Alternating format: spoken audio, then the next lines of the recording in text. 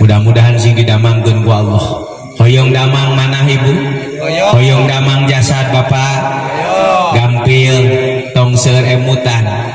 Sabab sadayana panyawat eta sumberna tina emutan. Saur Ibnu Athaillah dina hikam arih nafsaka minat tadbiri. Pamakoma bihi goiruka ankala takum bihi li nafsika. Heureuhkeun diri anjeun teh. Tong sok loba mikiran perkara anu can pararuguh. Mikiran poe isuk bari can nepi isukna ge. Mikiran kabingung bari can puguh eta kabingungna ge. Anu kudu dipikiran ku urang mah ayeuna kumaha ieu ayeuna sangkan jadi nilai ibadah.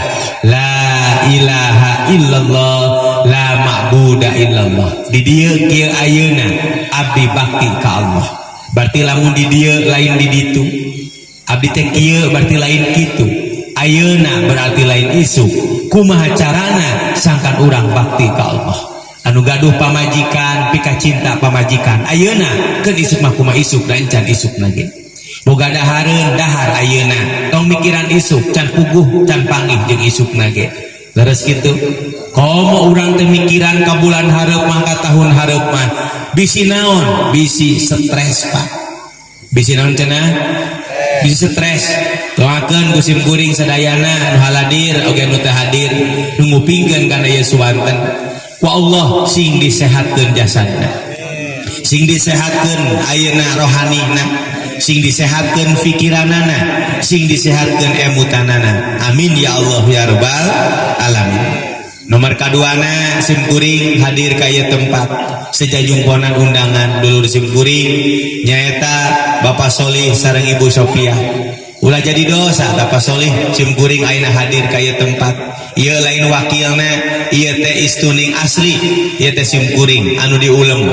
Mudah-mudahan ku hadirna sing ngajadikeun hiji sabab urang sadayana duduluran ti dunya tug dugikeun ka nepi ka akhirat. Sabab dulur anu hakiki adalah dulur dina agama Islam. Dulur nasab bakal kapisah ku maut, tapi dulur agama, dulur dina Islam moal kapisah ku maut, sekalipun geus maut tetep doana bakal sampai kanu geus maut dengan doa Allahumma gfir lil muslimina wal muslimati ahya'i minhum wal amwat. Anu hirup anu maut bakal kadoakeun sepanjang urang hirup cicing dina agama Islam, hirup cicing dina sunnahna Rasulullah sallallahu alaihi wasallam.